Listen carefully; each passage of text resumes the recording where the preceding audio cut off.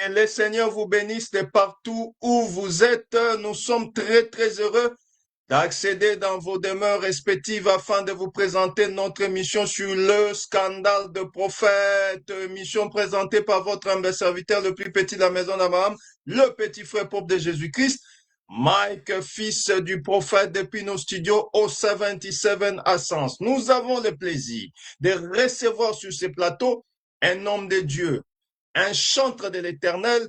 Il s'agit de notre bien-aimé, le frère Timothée Mateta, qui sera avec nous pour redorer encore la beauté de l'Évangile à travers la prédication, l'enseignement chanté. Il sera avec nous pendant ces beaux moments. Nous vous prions partout où vous êtes, du Canada, des USA, de Congo, Kinshasa, Congo, Brazzaville, du Gabon, du Cameroun, de France ou de Paris, partout où vous êtes, prière de partager au maximum pour la gloire de Jésus-Christ. C'est un homme que je connais à travers les réseaux sociaux, mais ne connaissant pas que c'était mon frère, le fils de ma mère.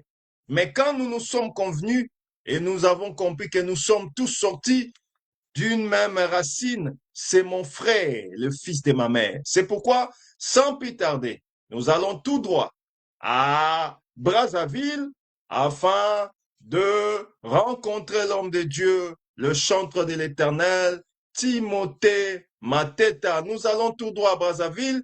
Régie, amène-nous à Brazzaville pour la gloire du Seigneur Jésus-Christ. Allons-y à Brazzaville. Waouh. Shalom, mon précieux bien-aimé Timothée Mateta. Shalom, papa. Bonis, comment vous allez? Ça va par la grâce de Dieu, papa. Tolo apambola yo, merci na opportunité pe ngolu oyo pesi biso tokoka na koyamba yo na plateau na biso ya émission Le Scandale des Prophètes. Oui, Merci. nga na yebi yo. Basantu pe misusu bayebi yo, pe misusu bayebi yo te. En quelques mots, soki batuni ngai, to batuni yo, le frère Timothée Mateta azali nani, okoyebisa biso nini? En quelques mots, Yayo Maloba, mon bien-aimé. Merci, papa. Frère Timothée Mateta, oyo bato musu bayebi.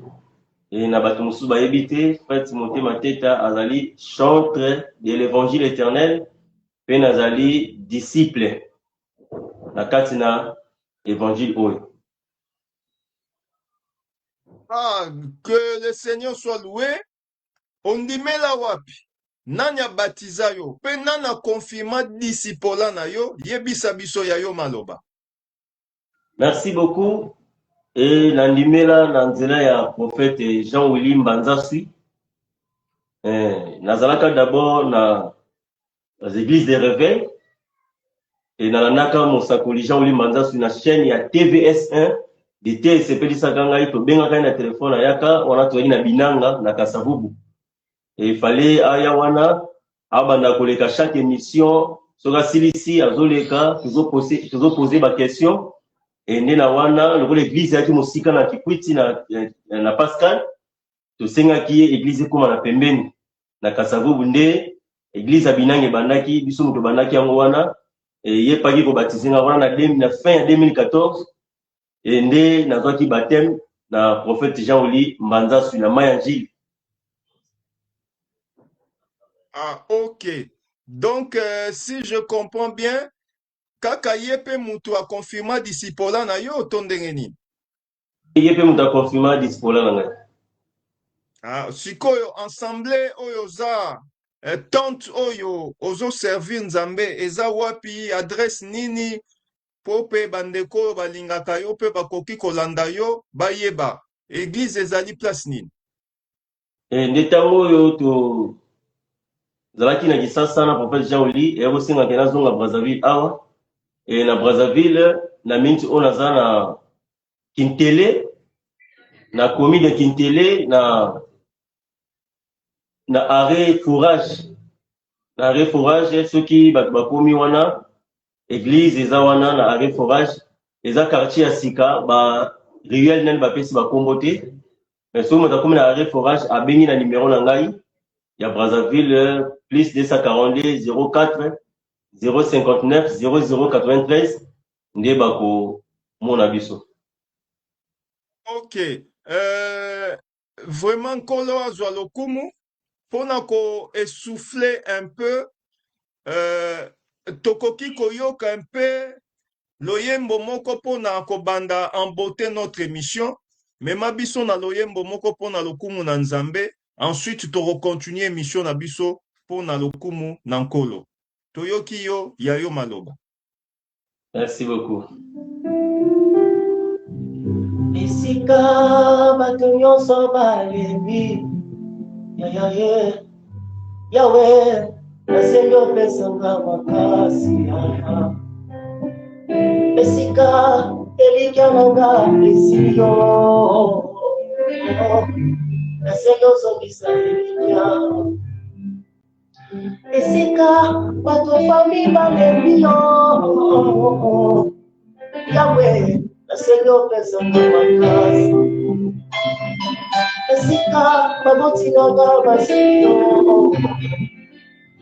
yawe nasengi ozongisa elikya nzambe na ngai nateli yo mokelo yawe nayebi okosaka te nateli yo elikya yawe nayebi obwakaka te elema tilima yawe tilima yawe tilima yawe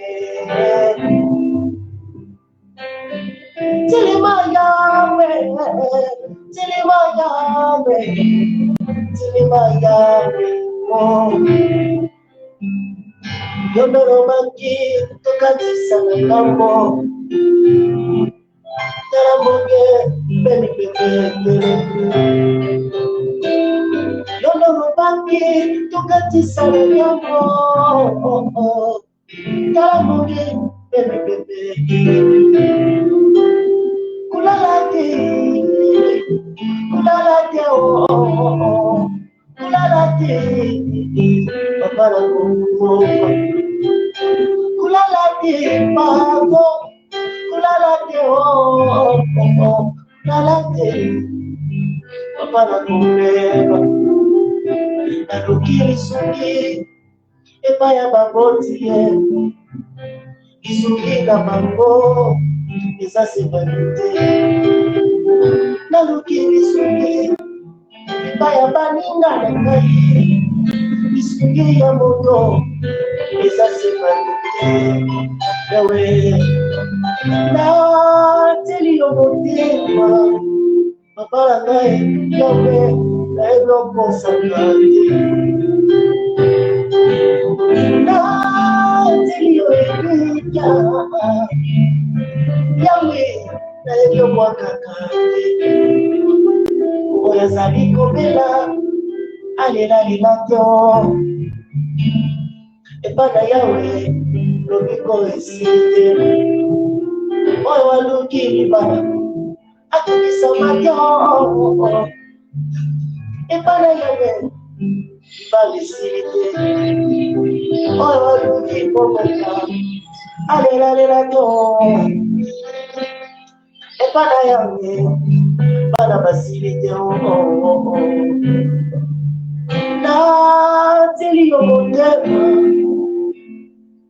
yawe nayebi okosaka te nateli yo elikya yawe nayebi okosaka te okosaka te okosaka te okosaka te okosaka te. Vraiment, gloire au Seigneur. Gloire au Seigneur. Vraiment que le Seigneur vous bénisse. Les dons y est, la grâce y est. Nous ne pouvons pas rester insensibles à un tel don, à une telle grâce, car le Seigneur se confirme en vous. Vraiment que le Seigneur vous bénisse abondamment, mon précieux bien-aimé, mon os, Nzambe apambola yo lisusu ya mingi. Nous Amen. continuons petit à petit. Bon ezali, grâce ezali. Mais pourquoi bachantre na biso, ya ndako na biso, oyo tobengi Assemblée des Saints, par rapport ya ba oyo tolobaka bituluku, bango baza neti, bango bayembaka mie koleka biso, et pourtant biso toana ba don makasi, toa epen évangile solo. Pourquoi bango bao progresser, biso to progresser te? Problème nini osala ke différence wana ezala, bango baza na ba producteur, to ndenge ni, expliquer biso un peu ba difficulté, oyo bokutanaka nango, po te to neti oyo oza nango ekoka kozala comparable te neti ya ba égyptien to ya bato bituluku. Expliquez biso un peu. Merci beaucoup, papa. Donc, na kati ya musique, pona loyembo oyo tozoyemba, musique na biso eyebana pe na bato ya libanda. Eloko ya liboso esengaka promotion ezala makasi. Okay. Soki chantre aza na moto azosoutenir ye, amemi na studio, asali audio, et puis basali yango clip ya bien ya propre, promotion na télé, nde kosala ke banzembo na biso pe panzana lokola ya bandeko mosusu tobengaka bituluku ezali mpo nzembo ekozala kitoko soki promotion eza makasi te omonaka nzembo wana ekosukaka na kati ya bansambe na biso ekosukila biso wana na kati ya bandako moyebima libanda eza te. Donc difficulté makasi eza ke toza souteni te na bansambe na biso mpenza basoutenir chantre na bango akende liboso abima. Bon, mingi ezalaka ke chantre oyo vedette azalaka te, donc chantre balevi te basala te oyo basala baclip oyo soki nini. Bon, motei na motei aza na manière amonelaka makambo na ye. Donc voilà pourquoi tozaka na kati kaka tozoyembaka na kati. Donc eloko ozosala biso difficulté makasi yango wana mpona média mpena. Ok, continuez s'il vous plaît. Nazoyoka yo, tozoyoka yo. Il faut vraiment promouvoir ça na niveau ya média, na télévision et puis na niveau internet. Basantu basabonaka ezosenga pe babiloko propre o babiloko propre wana kotiango ezosenga biso penza mbongo po likolo ba clip ekomi ba image moko pene ya propre na ba caméra moko ya qualité ya malamu. Mais pona kosala ngo fo mbongo vraiment. Ah, ok. Na mopanzi na yo, est-ce que yo za na producteur? Ya yo moko, oya soutenaka yo, a produisaka yo, est-ce que za na producteur, oui ou non? Bon, naza na producteur te, mais nazalaka na ba matériel ya studio, oyo batindelanga kota pasteur Philippe Mukenge depuis Belgique. Atindelanga yi carte son, atindelanga yi piano midi, atindeli na quelques biloko studio micro fantôme nde yango esungaka nasalaka banzembo na ndako. Mais mpona ebima esengaka d'abord nabenga ingénieur ayanga moko nasalaka ba prise de son et nasalaka moi misala moke mais soki esili ingénieur mpona benga ye nafute mbongo amixe yango nazala banzembo ebele oyo nasali déjà ezaka ba audio mais moya kobimisa ngo na ba image ezali te. Donc producteur aza te, naza kaka nga moko. Ouais, nauti komona toujours par le trichement, il y a des réseaux sociaux que au sali cover moko ya sika, si je me trompe pas, il y a un chant de victoire. Donc ezani n'expliquer biso un peu ango. D'accord. Donc awa na niveau Brazzaville ezana cover oyo to sali et zobima pe kalate le 27 juin nde kobima ezana ndeko na biso mosali na Nzambe Olof nde a soutenir yango to futaki ba instrumentiste to bengaki ingénieur aye enregistrer son et to zwaki pe cameraman na minute baza ko monter yango ingénieur azo mixer pour le 27 to meka mpe kobimisa yango. Ok. Cover yango. Ezana ba nzembo combien au total? Ils ont 6 chansons, na moko, ils ont une interprétation, mais na pesi yango forme mosusu, na bakisi mwa ba maloba nanga na kati wana.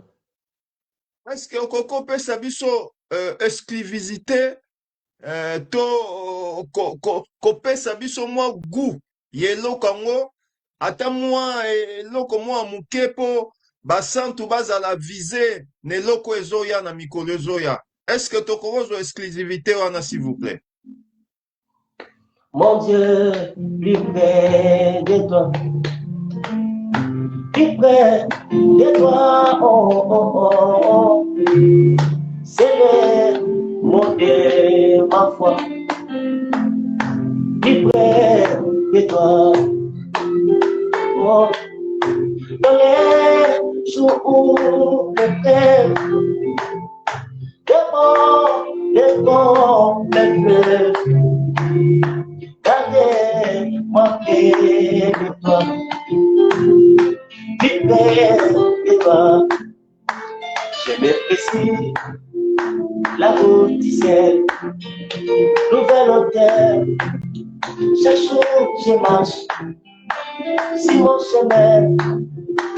Je prie toujours, oh, oh, oh, place-moi Seigneur, au lieu plus haut, oh, mais moi Seigneur, que je me tienne à la facile des places d'Odyssée, la plus haute des plaines, oh, oh, jamais trouvé. Place-moi Seigneur, au lieu plus haut. Il nous a créés pour la vie éternelle. Et nous avons péché et avons tout perdu. Mais dans sa bonté, il s'est dessina, oh, oh, de nous amener à la vie. Oh, oh, combien il est bon, combien il est bon, combien il est bon. Mon Seigneur, mon Dieu, combien il est bon. Alléluia, oui, j'ai les loué, les toujours. Si riche, si profond, et son âme, et l'amour divin. L'amour est donc bon pour moi, pour moi, pour moi. Es-tu bien sauvé dans la grâce pour moi, l'amour est dans le cœur. La voix dit, Seigneur m'appelle, oh, on t'appelle, viens sur moi. J'y réponds, sauveur fidèle, oh, mais voici, je suis à toi jusqu'au bout, jusqu'au bout. Je vais te suivre, oh, dans le bon et mauvais jour. À toi pour y vivre, à toi Jésus, pour toujours. Vraiment, gloire au Seigneur, gloire au Seigneur.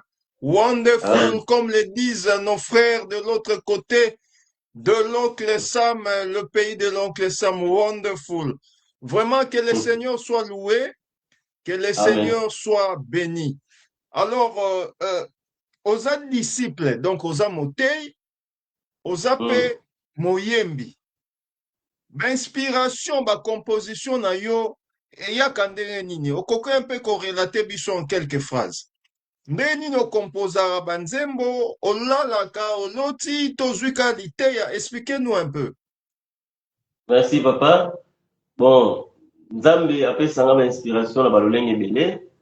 Et soki nayoki liteya to pe na tangi Bible nazo préparer liteya omona mélodie koyanga na mutu ata nazo tambola na lokola téléphone eza na enregistrement inspiration même na mutuka sur inspiration na tie enregistrement même na nzela et même soki na fandi mingi pe soki na simbi guitare na plaqué accord omona inspiration ezoya donc inspiration mingi eyaka à travers bamateya oyo nayoka na oyo soki nazotanga nazoprépare liteya nde bainspiration eyaka mingi mais base mingi inspiration c'est la parole de Dieu na nzela pe ya lindanda soki mingi nazoloka lindanda bainspiration eyaka mingi.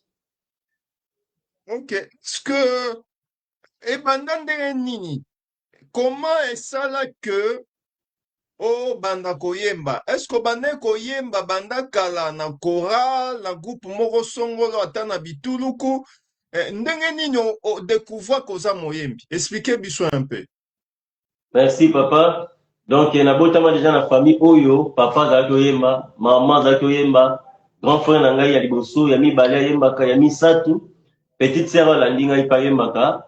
Nde lokola kolukaluka vi bango bakota na koluka na bango vi na ndenge mosusu, me ngai ndi moto na perfectionnaki yango nayaki kokende ina nakendaki ina na se renseigner ndenge nini elekaka, nakendaka na ina koyekola guitare, nde naye komona ke il faut qu'on a perfectionné nde koyemba, il fallait na kende na koyemba na kende nasalaka centre na inas, nasalaka centre nasalaka inane na prof ngamisata. Donc tant na silisi nde naye kozonga lisusu Brazzaville na bandi pe ko continuer nani pe na ba koyeba évangile et na bituluku na banayi koyemba na ba église mwa mingi na église oyo pe la sœur Marie Misambo mpa banayi kosambela kote ya pasteur Chagrak na Kasavubu azalaki pe wana. Donc si nous comprenons bien, obetaka pe guitare, obetaka pe synthé, c'est ça? Bon, mingi guitare. Bon, donc guitare oyekolango na ina. Donc ina nde mutu epesa yo mwa capacité wana ya koperfectionner don oyo Nzambe apesa yo. Moi base moke, mais koyemba nde sikoyo mingi nakendaka mingi ina mpona kokolisa théorie musicale nayekola solfège théorie nde napesaka yango mpe na bacentre oyo toza na bango awa oyo bayekola. Nzambe azwa lokumu. Sikoyo oza na ekole moko formaka bandeko po bayemba pe yo moko expliquer biso un peu musala oyo ozosala na Brazzaville kuna oyo toujours na cadre na yo en tant que chantre ya motei te mais en tant que chantre ozosala nini? Est-ce que ozo continuer ozwi pépinière moko bozo former de façon que lobi attaque encore la bengo mingi na liteya bango ba continuer relève? Est-ce que ezali? Oui, donc eza na bachantre oyo naza koencadre oyo na forme mpe bazali baza mwa mingi oyo bazoyemba déjà na bansame na biso mingi na Brazzaville awa mpe na encadre mpe bachantre bazali mwa mingi oyo mpe bazalaka na besoin ya koyeba mpe théorie musicale bayakaka na ndaku napesaka bango mpe bathéorie musicale basolfège bazali. Est-ce que ndeko Timothée Mateta bamusicien mingi lelo bon entre guillemets yo oza chantre oza motei bazalaka mingi séduit par basœur nga namona na tya nzembo na yo na matanga namoni sœur azolela azosimba boye nga nalobi mais ça eza ngolu. Est-ce que arrivera pe que basœur batante yo oui ou non? Oui, ezangaka te papa, ezangaka te, mais tokoki kosede na yango te mpo tokobebisa ngolu po but d'abord ezali tomona Nzambe po soki tolobi ke tosalanse na makambo wana tobimi na nzela donc wana tosala lisu Nzambe te. Et puis nasantaka ke soki même losambo ekiti koyemba na ngai esimaka mitema bato te, donc nasantaka soki nazosambela mingi okomona ke loyembo nga moko d'abord etushaka ngai ekotushe mpe na bato oyo bazoyoka ngai yango nabangaka makasi na kota mpenza na bavie wana ya mabe. Vraiment nkolo azwa lokumu. Ndeko Timothée Mateta aza marié, aza fiancé, aza na bana to aza na bana te. Po nazobangela yo po na don oyo oza nango il faut na yeba déjà na tia ba garde-fou pour ba protéger don ezakati na ogaso ezakati na. Nazali marié, naza na bana mibale ya mibali. Donc nasala mariage coutumier. Donc nazala mwasi na ndako. OK, c'est pour dire que ndeko Timothée abala nayebisi basero bane kosambela deja po basambela babotola motema ya ndeko Mateta bakalkile na bino deja ekwei na mai aza deja ya ndeko sœur kombo na ye nani okoki pesa ye mpe basalutation ekozala malamu mingi mpo na lokumu na nzambe. Kombo na ye la sœur Shelomite bisika azali nzambe apambola mpo asoutenir nga mpe mingi akomprendra ngai ye mpe aza chante de l'éternel. Donc ata na bimi nazongi pokwa akipaka na ye te mpo ayebi ke mobali na nga ke mosala ya nzambe mpe abangaka nzambe vraiment kote wana nasambelaka mingi mpo na ye. Kolo azwa lokumu. Bon, tozongi lisusu tomoni ke don ezali grâce ezali mais soutien eza te. Qu'est-ce que tu peux dire na bandeko na yo? Parce que toi, vous, excusez-moi, na titoye yo, vous étant mwana ya Jacob, Jacob aza na biteni ebele. C'est-à-dire oza na bandeko ebele à travers le monde. Et puis mingi bazolanda émission oyo baolanda pe yo. Qu'est-ce que tu peux leur dire pour ozwa soutien pour okokape kozala épanoui? Qu'est-ce que le message mbela nini okoki koyebisa bango po bazoyoka yo? Qu'est-ce qu'ils peuvent faire pour ba soutenir don oyo ezali yo oyo ozosala na musala en tant que chantre?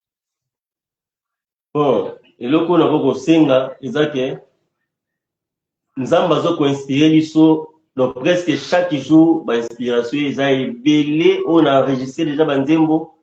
Et soki bandeko babengi ngai na WhatsApp basenga nga banzembo Frère Timothée tindela biso banzembo na yo naza na plus de 78 chansons oyo naza na yango natindelaka bato na ba WhatsApp. Donc mais bandeko mpo basoutenir boye na mbongo ezalaka te ezalaka Frère Timothée tindela biso banzembo mais kosoutenir boye ezalaka te.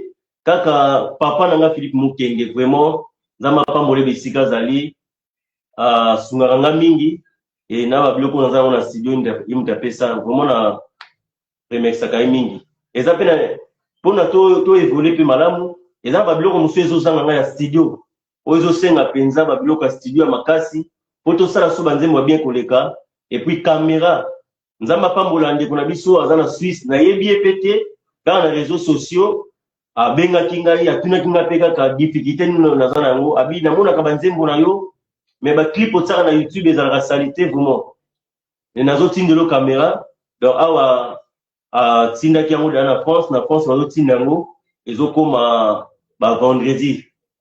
Donc soki bandeko baza ebele bazosoutenir biso même na oyo etali batelevizio banzembo ezoleka promotion bandeko bazotindela biso bambongo ezopermettre biso tosala balive tobeta baconcert nde comprendre ke bandeko mosusu mpe ya libanda bayeba mpe biso na nzela na biso mpe évangile eyebana mpe nde tomonaka bandeko na biso oyo ya baeglise mosusu nga bakwana mise. Donc basoutenaka bango nde banzembo na bango ezoyebanaka message na bango mpe ezokende. Donc nazosenga mpena na bandeko basoutenir biso tozosouffrir biso bayembi na évangile oyo tozosouffrir soutien eza te tozobunda na befort na biso moko omona osali nzembo mosusu na besoin ekoka na son moko boyoka ya bandeko mosusu oyo tolandaka na libanda mais moyen eza te osalaka na studio moko kaka. Bon c'est un peu ça papa.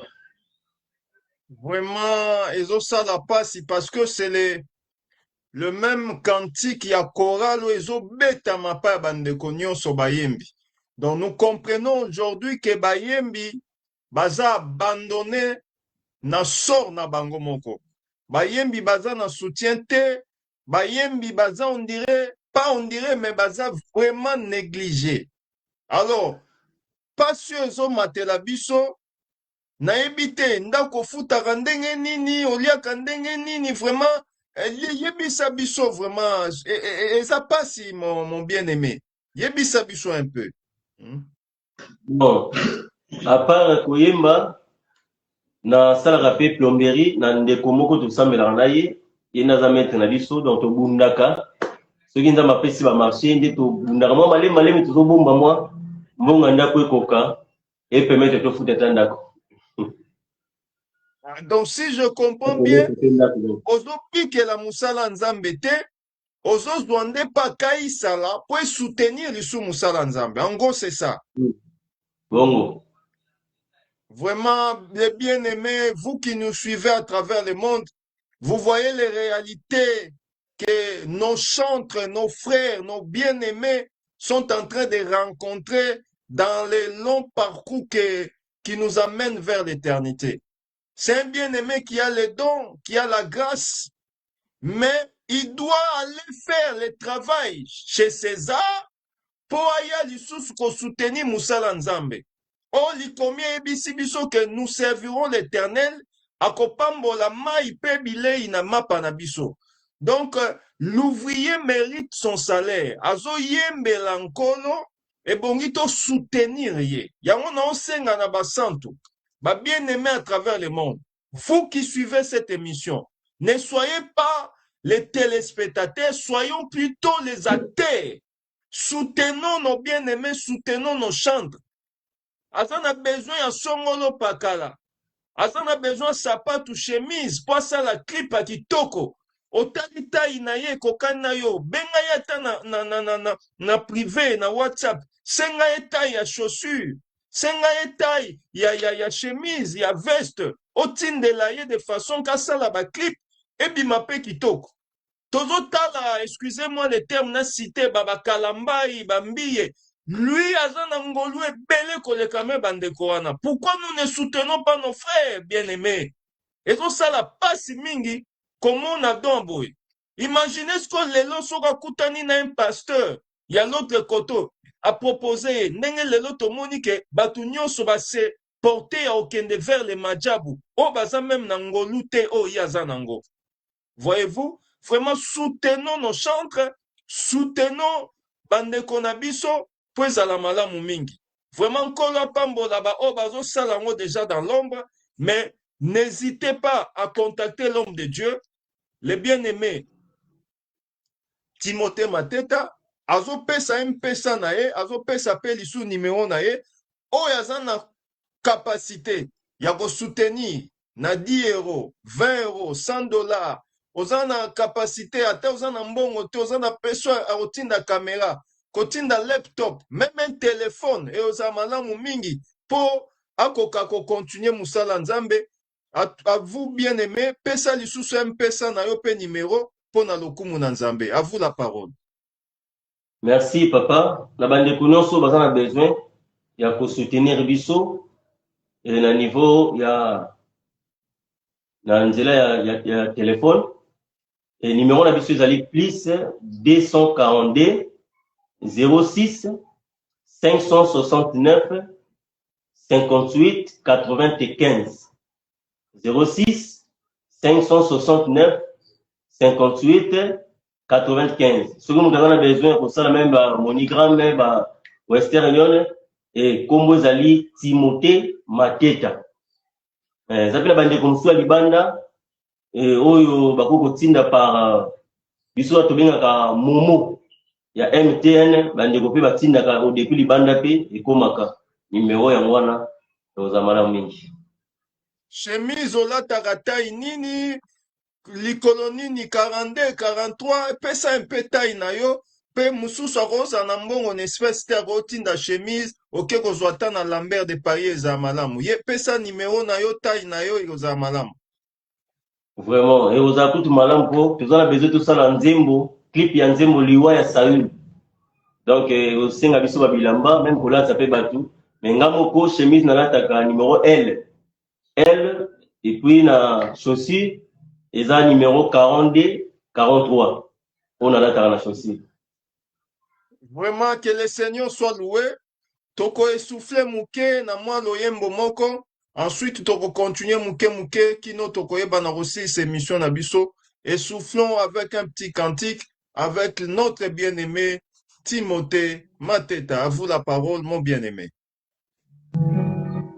na misana kozala pene na yo Kolo Yesu mosika na yoga na kukoka te nzambano na ye na mesana kozala pene na yo Kolo Yesu mosika na yoga na kukoka te nzambano na Kambanga Kambanga Kolo Yesu Kambanga Kambanga Kolo Yesu Kambanga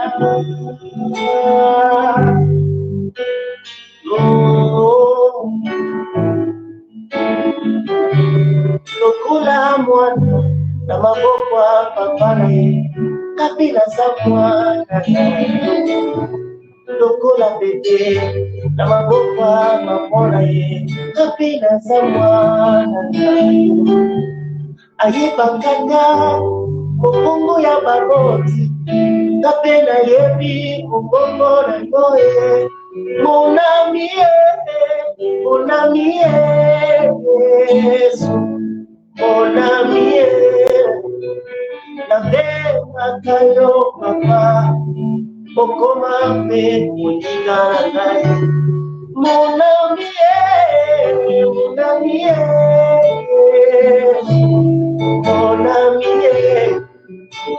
na bengaka yo papa okoma mpe moninga na ye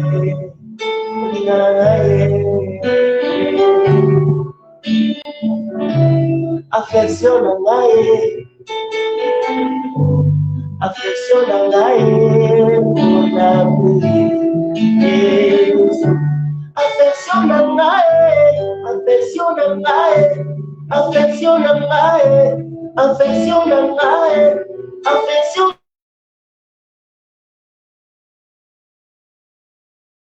Wow.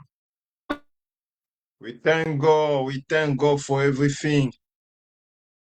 Que le Seigneur soit loué, que le Seigneur soit béni, que le Seigneur soit encore une fois de plus élevé. Vraiment, que Dieu bénisse son serviteur, que Dieu bénisse vraiment abondamment cet homme de Dieu, mon bien-aimé, Azana Don, Yamakasi, vraiment, Ezo Sungapo na lokumanzambe. Vraiment, kola pambola lisusu, tambola na ye, azala na ye. Tozo chite, tozo koma presque na suka ya émission. Ozana mabongisi nini na mikolo koya? Est-ce qu'il y a un concert qui vous attend? Est-ce que il y a activité nini ezana mikolo eza koya à part Kava o ekobima le 27? Mabongisi ezali le 27 juin toza na célébration oyo tosala na église na biso l'assemblée eza na quartier babengaka Kombo awa na Brazzaville na quartier babengaka Kombo et toza wana na rue de cadastre numéro 12 donc tokocélébrer l'éternel le 27 juin nde kaka le 27 juin wana ya célébration de cover oyo ya bachant de victoire ekobima tokolancer yango mpe le 27 wana. Ok. Bandeko misusu oyo baza na posa na yo balingi peut-être oleka oyemba, est-ce que yo sengaka cachet elo nini bakosala mpo bakoka kobénéficier koprofite mpe na grâce oyo oza nango? Bon, nazali libre na bandeko nyonso basali na Nzambe baza na besoin na biso tosengaka cachet te eza kaka kosupporte biso toza na famille naza na libota oyo baza na charge na ngai et na moto aza na besoin na biso a raisonner quand même que frère Timothée soki toza na besoin na ye ya kotika ndako tozwa charge na ye ya ndako ntango akoya ekozonga na ye mpe libota mpe sepela ekozala malamu mingi naza libre. Ok. Donc, oza libre à tout moment. Mutu soko aza na côté à Congo Kinshasa, aza na posa na yo, atindika transport. Donc, c'est ça un peu en gros. Ok. Maloba nini lisusu okoki koyebisa ba collègue na yo, bandeko na yo, bosalaka pe musala moko ya koyemba. Qu'est-ce que vous pouvez leur dire? Quelle est cette parole de réconfort okoki kopesa bango koyebisa bango o baolanda yo pe na moment oyo? Bon, naza kolendisa na bandeko na biso bayembi to persévérer toujours. David pe azalaki na zamba, azalaki na ye koyemba azobokola bapate koyemba, mais azalaki na moto moko amonaka ye ntango bazoluka moto ya kobeta mpona sayuli minu mabe bima, ifale moko alobake nayebi mwana moko. Donc c'est que na kati ya persévérance nzambe akosalaka ke motu moko oyo akosimbama mpo aya kosoutenir oyo ezali loyembo ya bandeko baza kosala. Donc to persévérer. Et voilà pourquoi eza même na rassemblement des chants de l'éternel oyo babengi Rachel, et yango mpe esali ke tosangana, ezali mpe na bainitiative ya malamu mpona koluka lolenge nini mpe ya kofaire évoluer miziki na biso na évangile.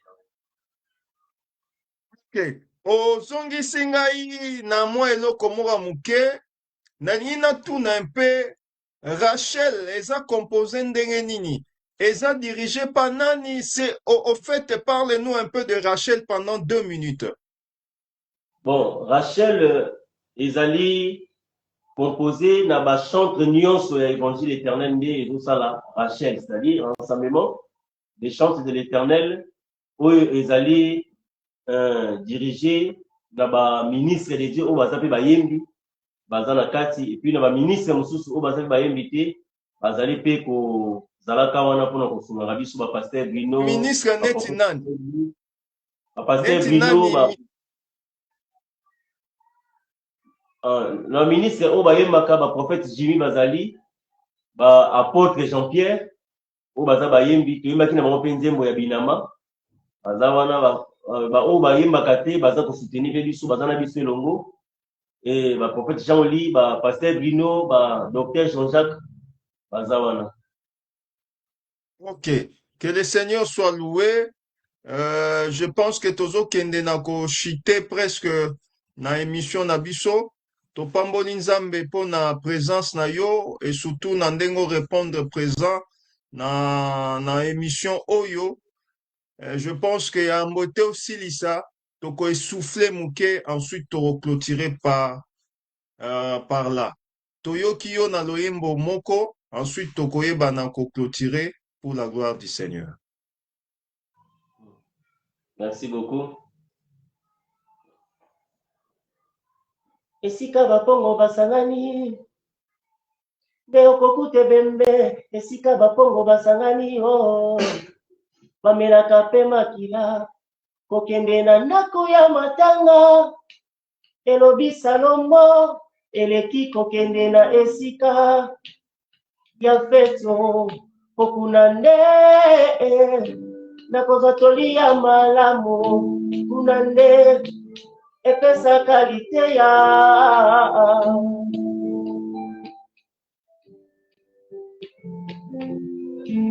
moto ekoki te kolela ye soki ebembe ezali te kasi bisika ebembe eza nde kolela ezalaka na Ejipito baliaki ntango Yakobo akufaki ti ntango ebembe ekendaki nde batikaki kolela ndako ya matanga nde lingomba ya nkolo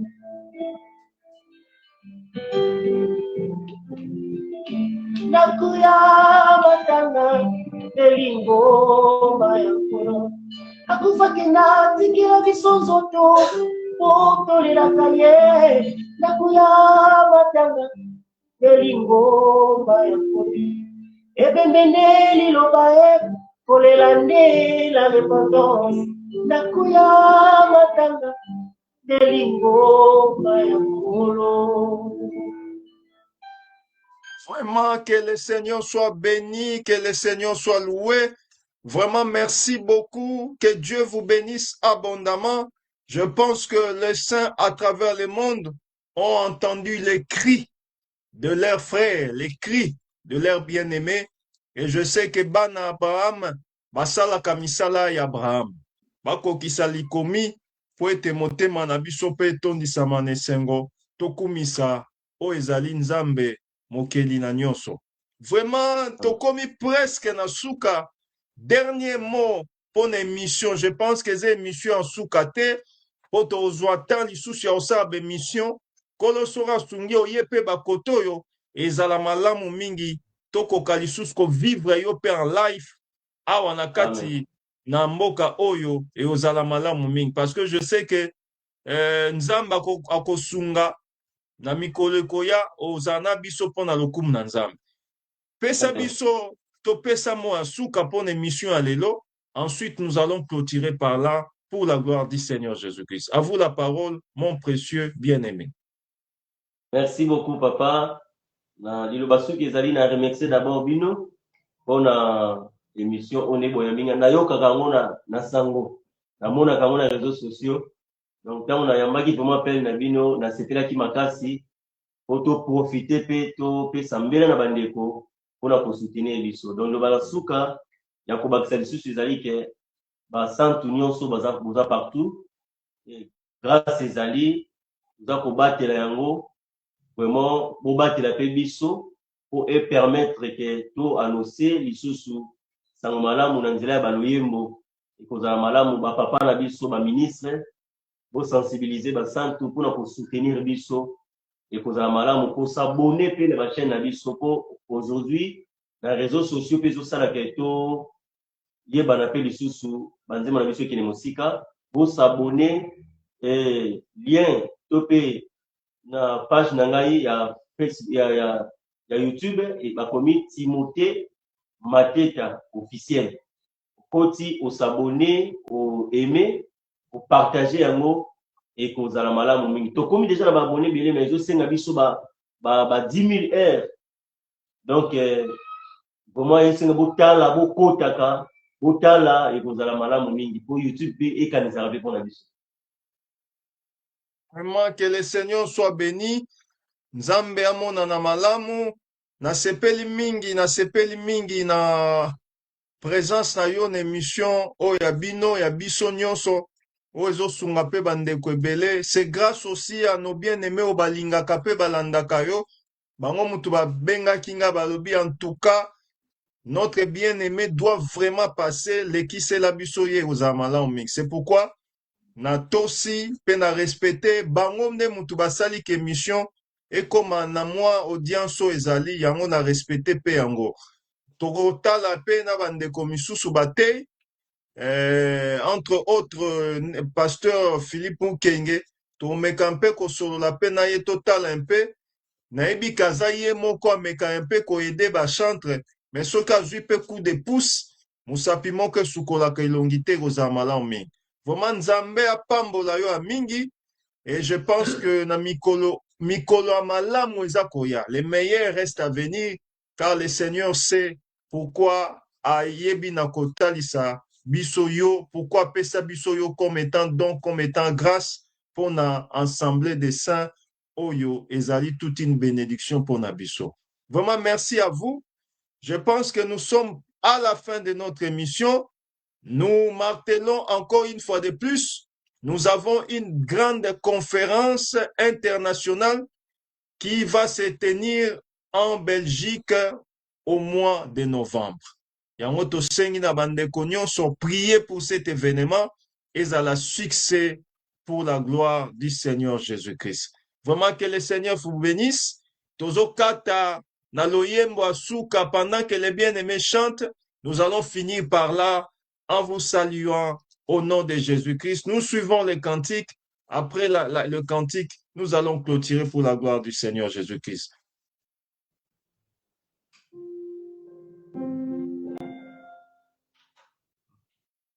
Yomokolo bake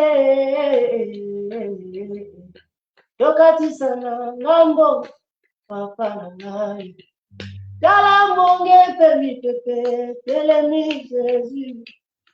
Osali lokolo na ye, lamuke.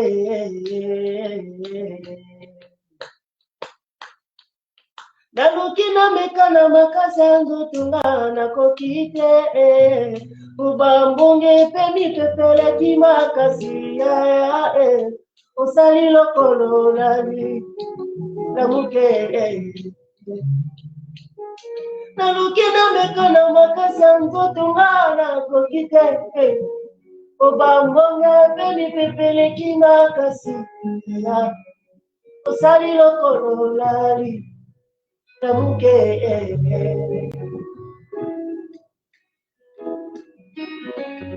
Yonde bonge yokelaka babalai. Yonde mi pepe tosaka no soki onoke. Namuka monga na zakia. Papa moteme komi obanga na kina zinda ye. Namuka monga na zakia. Mokili ebike oto benganga. Na musika batuni balobi nzambe na yaza wake. Namuka monga na zakia. Papa motime komi obanga na kina zinda ye. Namuka monga na zakia. Telema yanga. Telema na likambo na nga. Telema monga na zinda te.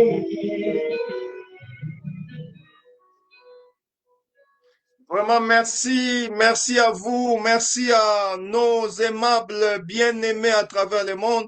Nous terminons par là. La régie, balance-nous notre clip publicitaire pour la grande convention de Belgique pour la gloire du Seigneur. Au revoir, mon bien-aimé. Que le Seigneur, le Dieu des saints, vous bénisse. À bientôt au nom du Seigneur Jésus-Christ. Merci à vous.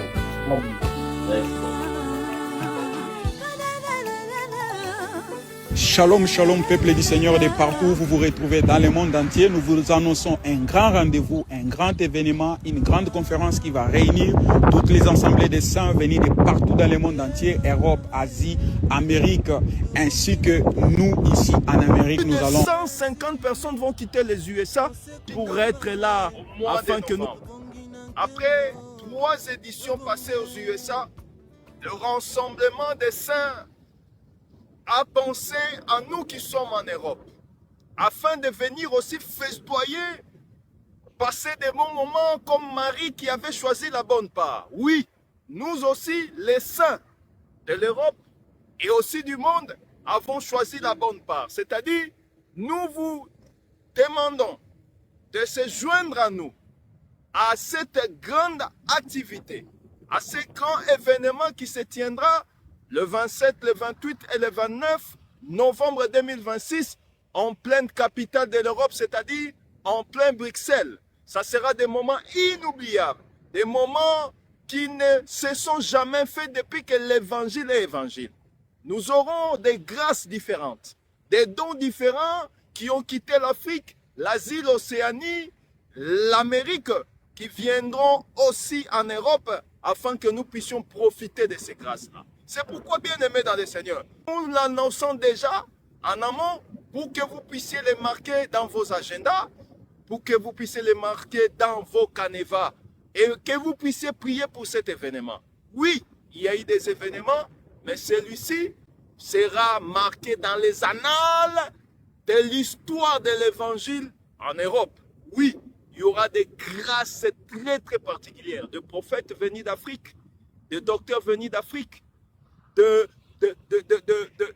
des apôtres venus des Amériques et aussi les hommes de Dieu qui sont sortis de l'Europe, qui vont prêcher pendant ces 3 jours de bénédiction. Et nous voulons vous dire ceci, vous n'avez pas à vous déranger concernant votre séjour, votre hébergement, concernant votre manger ou votre boire, parce que tout sera aux frais de l'organisation. On aura à prendre en charge les hommes de Dieu et tous nos invités. ils auront des places pour dormir, des places pour manger, et il y aura, tout est arrangé pour que vous soyez heureux ce jour-là. Que mon Dieu vous bénisse et qu'il vous comble. Passez de bons moments et n'oubliez pas, si vous avez des préoccupations, vous avez des requêtes, n'hésitez pas à contacter les hommes de Dieu. Pour la Belgique, vous avez à contacter l'apôtre Jean-René Mouboyaï. Pour la Hollande, vous avez à contacter le pasteur Philippe Mukenge. Pour l'Allemagne, vous avez à contacter le pasteur Adonis. Et pour ceux qui sont aux USA, au Canada, vous avez à contacter l'apôtre Moudji. Et pour ceux qui sont de la France, vous pouvez aussi nous joindre ou aussi voir l'homme de Dieu, Paturel, qui va répondre à toutes vos questions. Que mon Seigneur vous bénisse, que Jésus-Christ soit le partage de tout à chacun. Paix et grâce chez vous. À bientôt. Merci. Ciao.